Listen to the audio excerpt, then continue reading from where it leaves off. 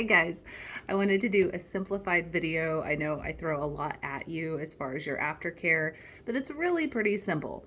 So the most important thing is the blotting. So with a dry tissue, paper towel, Kleenex, even a little square of toilet paper, whatever you have nice and handy, as long as it's dry and you use a fresh one every time. I want you to blot your brows at least 4 times a day for the first 4 days.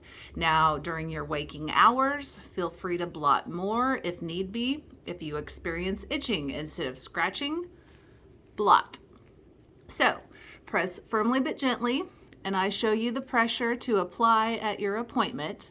Just blot. Now, the reason for this is to push the lymphatic tissue fluid out of the tissue behind the skin. Today, we break the barrier of the skin. So the skin is working to recreate that barrier to hold it all in place. But it secretes lymphatic fluid to do that, to form a scab. So when you're blotting and pressing, you're pressing that excess fluid out of the tissue behind the skin, which just minimizes the awkward flaking and peeling stage, and it maximizes the amount of pigment that heals in the skin, which is exactly what we want. So I want you to keep them as dry as possible until you're done flaking and peeling. It's imperative that you don't pick at the skin. You can cause scarring. You can also pull out some pigment, and then you're going to need a touch up. So anyway, don't pick. Keep them dry until they've flaked off on their own. So once the flaking has occurred on its own and there's no dry skin left, then it's okay to get water on your face, like in the shower, for instance. Not a big deal. Up until that point, before you're done flaking, if you get water on your brows, I want you to stop and blot and get that water off of your brows. You want to keep them as dry as possible while your body is reforming that barrier. Now, once you have flaked, then it's okay if you get water on your brows in the shower. But it's really important that you keep the active ingredients off of your brows for 6 weeks after your appointment. It's going to seem like you're healed, after about 10 to 14 days. That's how long it takes for the desquamation stage to start and finish. That's a superficial heal, but you're still healing on the inside for 6 full weeks. And then at that point, that's pretty much the only way you can screw up your brows, is if you choose to use products with hyaluronic acid, salicylic acid, alpha hydroxy acid, beta hydroxy acid. If it says acid, keep it off your brows. Retinols, tretinool, all of those products you've got to keep off your brows. Benzoyl peroxide, hydroquinone.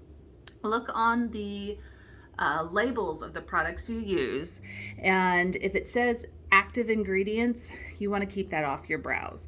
Now, if it ends in oxide, that's okay. That's a sunscreen.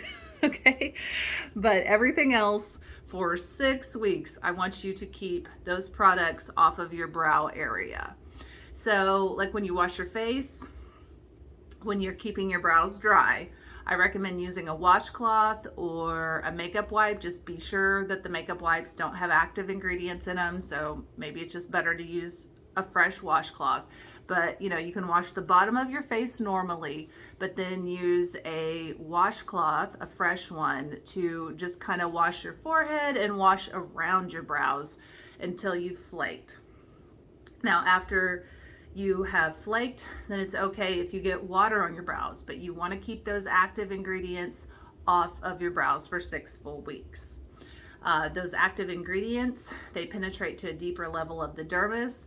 Most of them accelerate cell turnover. So if you have if you've thrown away the box and you don't know what's in it, a lot of natural ingredients, extracts, willow bark extract, for instance, that is as strong as salicylic acid. So because they're natural, they're not regulated by the government, but that doesn't mean that they don't work. A lot of natural things are stronger and more potent than man-made chemicals. So anyway, so I have recommended just using a baby shampoo to wash your face with for 6 full weeks, so that we are eliminating all the variables that could disrupt the bonding process between the pigment and your skin as it stabilizes in the dermis. So, I also recommend, if you toss and turn, to get an airplane pillow just to hold your brow bone off of the pillow, because everyone has an apex of their brow bone. It's where your brow bone sticks out further. So this skin is naturally under higher pressure because it's already stretched over a point.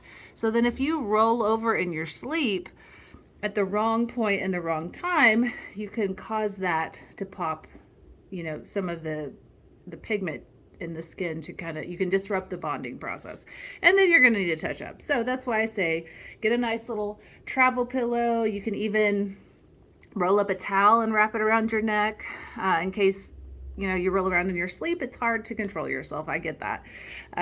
But throw a couple pillows under your knees to take the pressure off your back. Do your best to sleep on your back.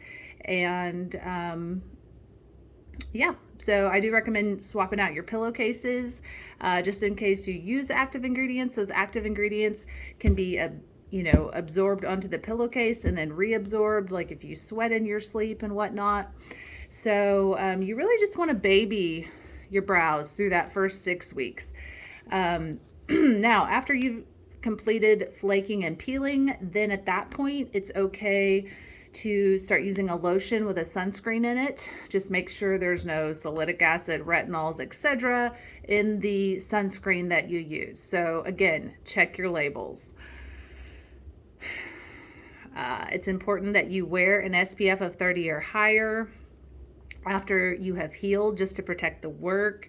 The sun is UV radiation that can prematurely break down your pigment and result in touch-ups sooner than you would have otherwise needed them.